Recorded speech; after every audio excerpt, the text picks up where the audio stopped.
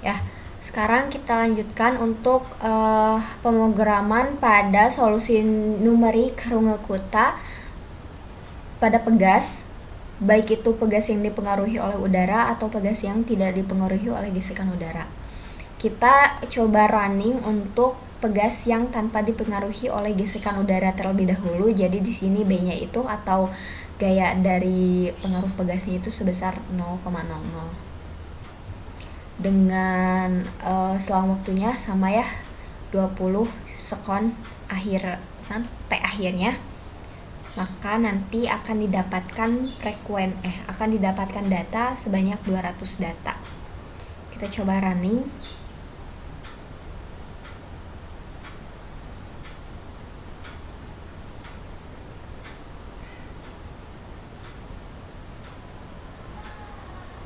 Nah, kalau pada solusi numerik Runge-Kutta ini grafik posisi terhadap waktu pada pegas tanpa pengaruh udara sesuai dengan teori ya, di mana tidak ada perubahan amplitudenya atau tidak ada pelemahan dari amplitude tersebut. Seperti itu. Ini sesuai ya, berarti pendekatan Runge-Kutta dapat digunakan untuk mencari solusi persamaan dari pegas tanpa pengaruh gesekan udara. Ini hasilnya. Sama ya, didapatkannya X, Y, yaitu tegangannya, kemudian ini regangan perubahannya ketika sudah diberikan massa. Selanjutnya kita coba untuk memberikan sebuah pengaruh dari udara, gesekan udara. Save dulu. Kemudian kita coba running.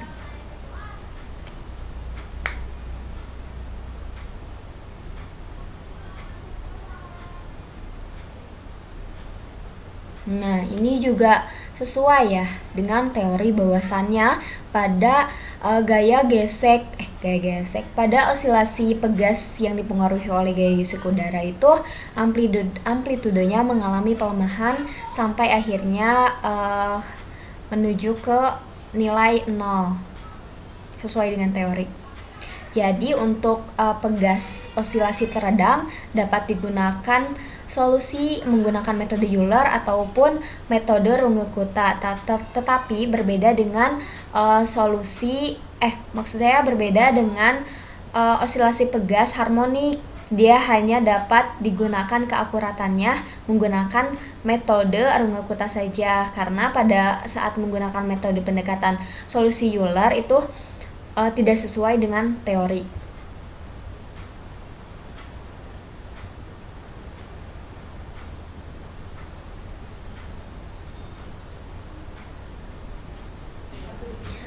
Sekarang kita lanjutkan untuk solusi numerik Runge-Kutta namun pada kondisi untuk kapasitor.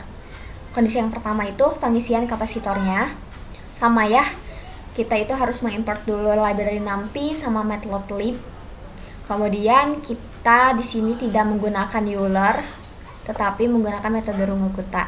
Jadi file yang dimasukin itu adalah file Runge-Kuttanya. Dengan inputan datanya itu R, resistansinya sebesar 1 k ohm. Kemudian E-nya nilai tegangan awalnya itu sebesar 5 volt. Dan C atau kapasitansinya itu sebesar 1 dikalikan dengan 1 pangkat negatif 3. Kemudian ini data-data yang persamaan yang dimasukkannya sesuai dengan persamaan yang sudah dicari sebelumnya atau didapatkan. Sama data yang akan didapatkan itu sebanyak 200 karena waktu akhirnya itu selang waktunya itu sampai ke 20 sekon. Ini persamaan umumnya, persamaan diferensialnya. Memprint nilainya, kemudian memplot hasil data nantinya yang mana akan dibuatkan sebuah grafik Sekarang kita coba running.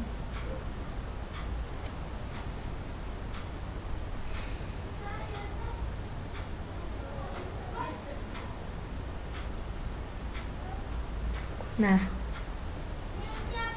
pada pengisian kapasitor ini hanya ada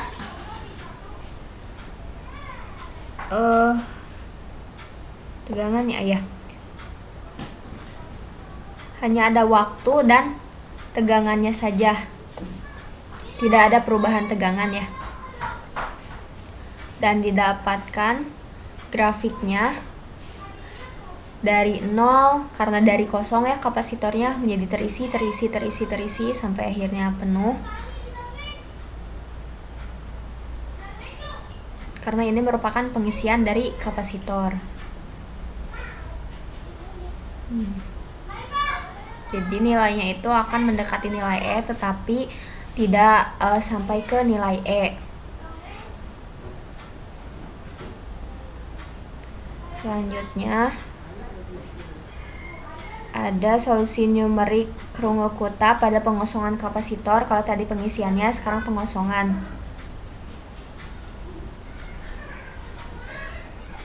Ya. Kita coba running.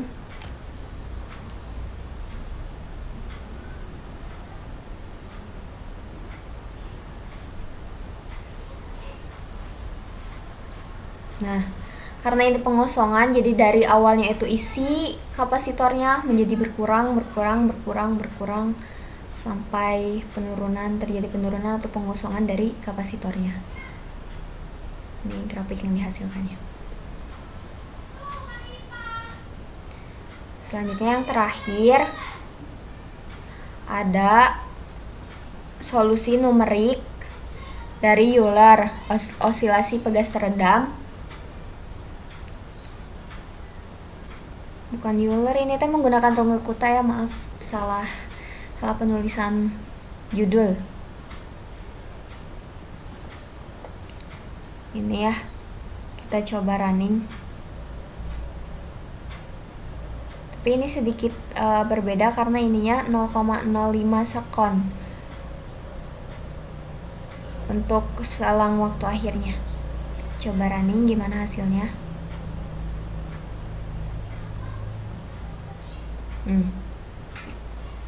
Seperti ini, sama aja ya.